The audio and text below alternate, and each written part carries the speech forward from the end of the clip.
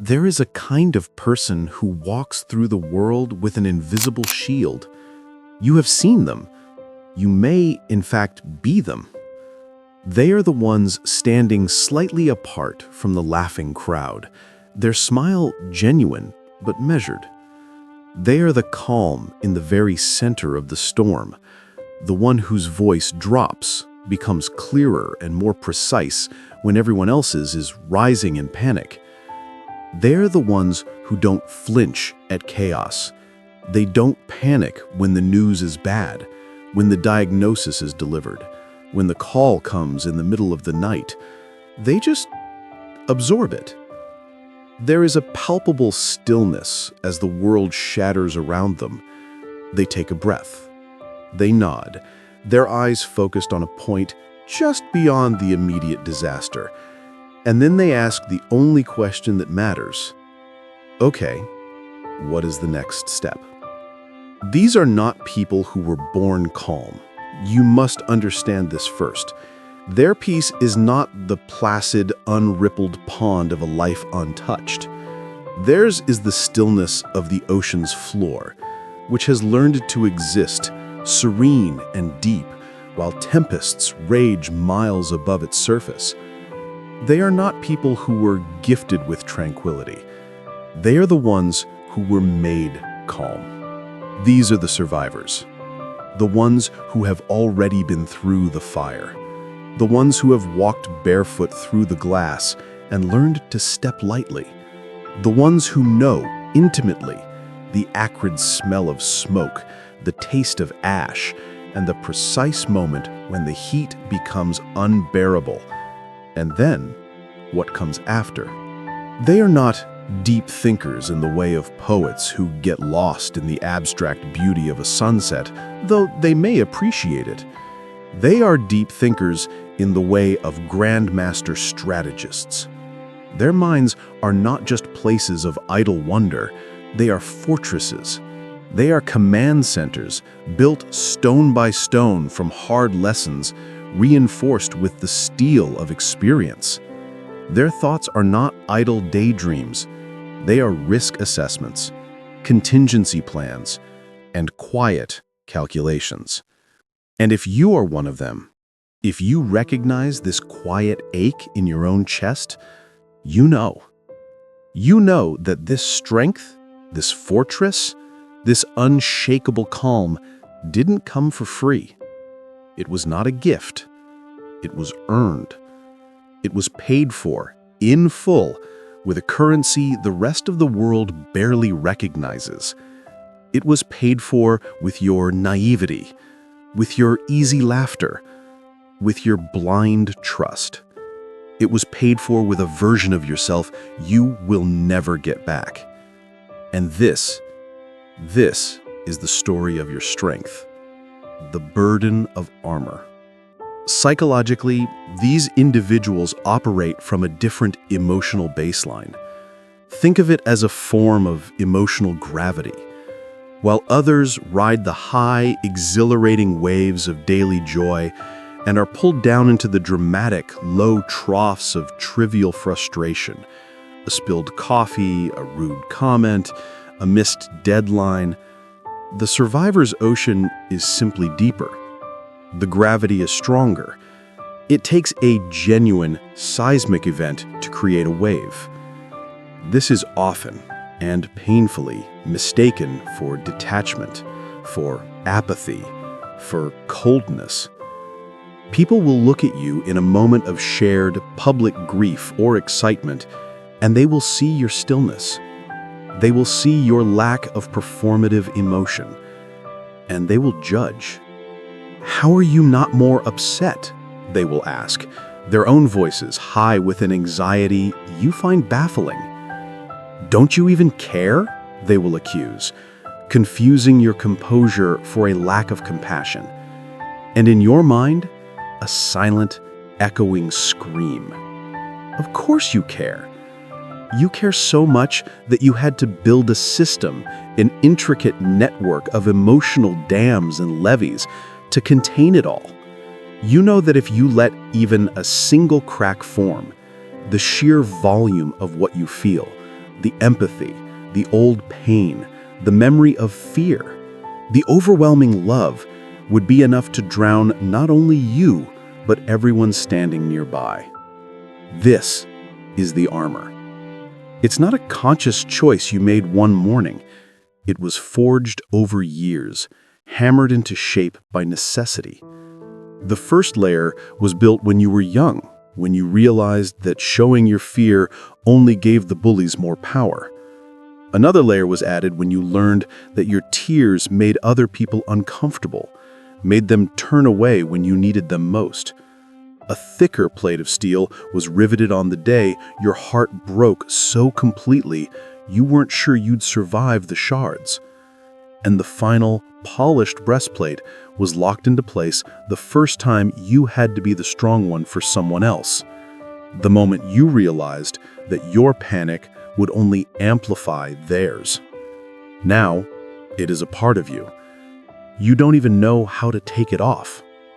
But armor is heavy. God, is it heavy. The sheer metabolic, spiritual, and emotional cost of wearing it day in and day out is exhausting. It's why you are so tired. It's a fatigue that sleep doesn't touch. It's the bone-deep weariness of a soldier who has been on watch for a decade, waiting for a peace that never seems to come. This armor is isolating. It's a pressurized suit that allows you to walk on the hostile surface of the moon, but it also means you can never truly feel the warmth of another's skin. You stand in a room full of people, listening to them connect over small complaints. The terrible traffic, the rainy weather, the lackluster plot of a popular show. You watch them bond over shared anxieties about things that, to you, seem unimaginably fragile and small. And you feel like an alien, a visitor from a harsher, colder planet, trying to mimic the customs of the natives. You want to join in. You practice the scripts, you nod, you offer the appropriate sympathetic noises, but you don't know the language. You have forgotten the dialect of normal. How do you complain about the traffic when you have navigated a hospital parking lot at 2 a.m., your mind blank with terror? How do you get worked up over a rude email when you have stared down a person whose words were meant to destroy you? You cannot. And so you stay silent, and the armor gets a little heavier. You have learned, the hard way, that what you consider reality is what others consider morbid, too intense, or depressing. Your experiences are not polite dinner conversation, so you offer a sanitized, redacted version of yourself to the world. And the gap between the real, unarmored you, the one who lives inside the fortress, and the calm, collected person everyone sees, grows a little wider every single day. The mind of the watcher. The mind of a survivor isn't just introspective. It's not the gentle, wandering mind of a daydreamer. It is, by default, the mind of the watcher. It is a form of high-functioning hypervigilance, a survival trait that has been honed, sanded down, and retooled for everyday life. It's what kept your ancestors alive when the shadows in the grass might have been a predator. For you, the predator has changed, but the instinct remains.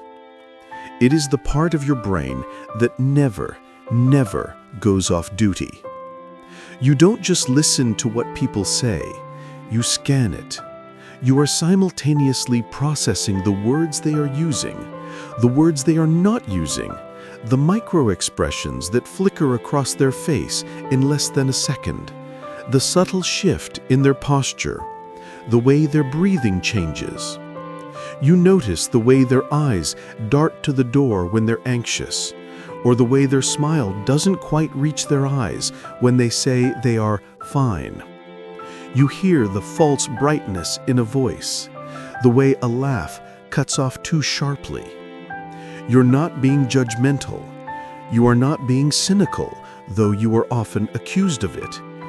You are assessing. You are cataloging. It is a constant subconscious stream of data analysis. That person's compliments are too frequent and unspecific. They want something. This person avoids eye contact when talking about their past. That is a closed door. Do not push. The boss's shoulders are tense and he's gripping his pen. Bad news is coming. Prepare a defense. It's the part of your brain that is always scanning for the nearest exit, both literally and metaphorically. You are always looking for the truth beneath the surface-level performance of human interaction. Because you know from brutal experience that the surface is almost never the truth. The truth is in the subtext. The truth is in the patterns. And you are a master pattern reader. This makes you an incredible judge of character. You can sense the person's motives from a mile away. You can detect a lie like a change in barometric pressure. You know who is safe, who is dangerous, and who is simply oblivious. You are the one your friends come to when they need to get a read on a new partner. You are the human polygraph. But the price for this clarity is staggering. The cost of running this high-level diagnostic software 24/7 is that you can rarely, if ever, just relax. You cannot just be in the moment. To you, being in the moment sounds like willful ignorance. It sounds like walking through a minefield with your eyes closed. How can people just exist without this constant, low level of analysis? How can they not see the invisible threads of power, fear, and desire that connect everyone in the room? You can't turn the scanner off. It's who you are. It's the neurological scarring from your past, now repurposed as a social superpower. It is what keeps you safe, but it is also what keeps you separate. This is why you crave solitude. You are not an introvert in the classical sense, though you may identify as one. It's not just that people drain you, it's that the analysis of people drains you. You need solitude not because you are antisocial. You need it because in solitude you can finally put the shield down. You can stand down the watcher from the tower wall. Alone in your space, your home, your car, on a long walk in nature, there are no signals to interpret, no subtext to decode, no motives to question. The constant high-pitched ringing of analysis in your brain finally fades to a manageable hum. Solitude is not loneliness to you. Loneliness is being in a crowd and feeling utterly, completely alien. Solitude is a ceasefire. It is a homecoming. It's the only place on earth where you can take off the 100-pound armor, piece by agonizing piece, set it by the door, and just breathe. It is the only place you can stop watching and just be. The paradox of connection. For the quietly strong, for the survivor, relationships are the final frontier. They are the most coveted territory and the most terrifying battlefield. You see, you don't fall in love. Falling implies a lack of control, an accident, a surrender to gravity, and you do not do surrender. You don't give your trust away freely like spare change. You've seen what happens when trust is misplaced. You've watched it be used as a weapon. Your trust is a heavy, priceless vault. It is not given, it is earned. Slowly, painfully, over time. You are not impressed by loud words. Grand gestures, flowery promises of forever, and public declarations of affection make you suspicious. They feel like a performance. They feel like a sales pitch. And you, the eternal watcher, know that the best salespeople are often selling a faulty product. You know that the people who talk the most about loyalty are often the first to betray it. Instead, you watch for consistency. You watch for the person who does what they say they will do, not once, but over and over again. You watch for the small things because you know the small things are the big things. Do they remember that you hate cilantro? Do they text you, "Get home safe," after you've left? Do they listen, really listen when you talk? Or are they just waiting for their turn to speak? Do they respect your no without needing a 20-page explanation? Do they make space for your silence, or do they try to fill it, nervously, with their own noise? You set, subconsciously, a series of invisible tests. You will show them a small, carefully curated piece of your vulnerability, a tiny crack in the armor, and you will watch. What do they do? Do they handle it with care? Or do they use it, even accidentally, as leverage? You will share a boundary, a simple, "I'm not comfortable with that," and you will watch. Do they respect it, or do they push? To love a survivor is to love a fortress. You cannot break the walls down with a battering ram of passion.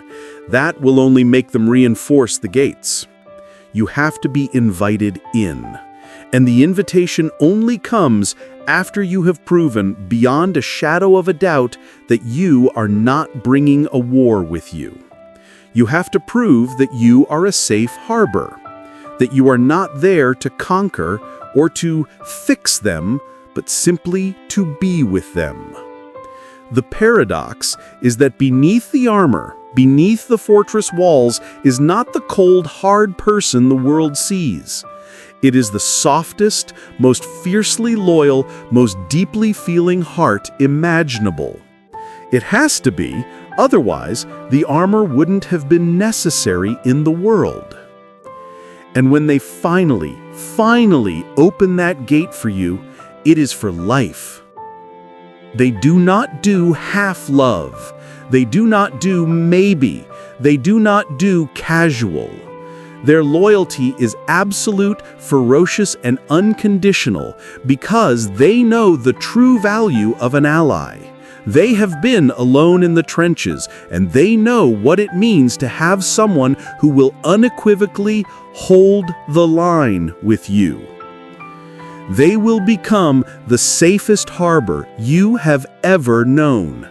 They will be your 3 a.m. call, your immovable rock, your fiercest defender. They will see your pain when you are hiding it, because they speak its language. They will absorb your chaos without flinching. They will hold you while you fall apart, and they will not be afraid, because they know, better than anyone else, that falling apart is not the end. It is simply a reorganization. In a profound, beautiful act of alchemy, they will become for you the very thing they were always desperately looking for themselves: safe. There is a term for what you have. It's not cynicism. It's not bitterness, though those may be its cousins. It is post-traumatic wisdom. It is the profound, unshakable, and deeply inconvenient knowledge that comes from hitting rock bottom and realizing you can survive it. It is the wisdom that is forged in the fire, not learned in a book. It is the PhD in reality that you earned, but never, ever signed up for. This wisdom is what separates you from the merely intelligent. A smart person knows the statistics. the facts. They can tell you that this too shall pass. A wise person, a forged person, knows this in their bones. They have the memory of this passing written in their cellular makeup. It is the embodied knowledge that you can lose the job, lose the house, lose the relationship, and you will still somehow be okay. You will find a way. You will rebuild because you have before. It is the deep, intuitive understanding that feelings are just visitors. They are not the house. You can feel profound grief, blinding rage, or crippling fear, and you no longer identify with it. You no longer are your feeling. You are the house, and the feeling is just a storm passing through. You have learned to sit with the storm, to let it rage, knowing it will not, cannot tear down the foundations. It is the hard-won knowledge that perfect does not exist. It's a mirage. Perfect is a lie we are sold. Good enough, on the other hand, is a miracle. A good enough day, a good enough relationship, a good enough effort. That is where peace is. You have traded the exhausting, desperate chase for perfection for the quiet, profound relief of acceptance. This wisdom is why you were so calm in a crisis. When others are scrambling, caught in the what if, your mind is already 10 steps ahead in the what now. You have an unshakable internal locus of control. You instinctively know the difference between what you can control, your actions, your responses, your breath, and what you cannot, everything else. And you do not waste a single precious erg of energy on what you cannot control. This is why you are the one people call. At 3 a.m., when their world is ending, their fingers dial your number. They don't even know why they're calling you. They just know, on an instinctual level, that you can handle their darkness. You won't flinch. You won't judge. You won't fall apart. You won't offer them platitudes. You will just hold the phone, absorb the pain, and ask, okay, what's the next step? But here is the secret. This wisdom, it is a wisdom you never, ever asked for. It is a lonely wisdom. You look at the normal people around you, the ones who are still naive, the ones who still believe in simple answers and perfect endings, the ones who can still be broken by a small disappointment, and you feel a terrible, aching envy. You would trade it all in a heartbeat. You would trade this heavy, leaden wisdom for just one day of their lightness, for the simple, uncomplicated, ignorant joy of believing the world is only good, that people are only kind, and that nothing truly bad will ever happen. But you can't. You can't unsee what you've seen. You can't unknow what you've learned. You've eaten the fruit from the wrong tree, and you've been cast out of that garden of blissful ignorance forever. You know better. And that is your gift and your curse. So if you are one of these people, if you are the quiet one in the corner, the one who watches, the one who listens more than they speak, if you are the one whose strength is a settled, silent, and often misunderstood thing, if you are the one who is so tired all the time from the weight of an armor no one else can see, listen. Do not mistake your silence for weakness. In a world obsessed with noise, your silence is a sign of a settled, profound power. It is the sound of a mind that thinks before it speaks. Do not mistake your caution for fear. It is not fear. It is precision. It is the mark of an expert who has studied the terrain and knows exactly where the ground is solid and where it is thin. It is a sign of earned, brutal wisdom. And do not ever apologize for the armor you wear. You built it for a reason. You built it to survive. It is a testament to your endurance. It is a monument to every battle you won, especially the ones no one ever saw. You are not broken. The world tried to break you. That is a critical distinction. You are not broken. You are forged. Like Japanese kintsugi, the art of repairing broken pottery with gold, you are more beautiful for having been broken. The cracks are where the light gets in, and they are where your strength is. You are not ruined by your past. You were made by it. You were smelted, hammered, and quenched into something stronger, more resilient, and infinitely more precious than the perfect version that existed before. In a loud, fragile, and performative world that breaks so easily, that panics at the first sign of trouble, your quiet, forged strength is not a flaw. It is a superpower. It is an anchor in a raging sea. It is a lighthouse in a dark, chaotic storm. You may feel so often that you do not fit into this world. And you are right. You don't. You were never meant to. You are not here to skim the surface. You are not here for the small talk. You are not here to be normal. You are here to hold the line.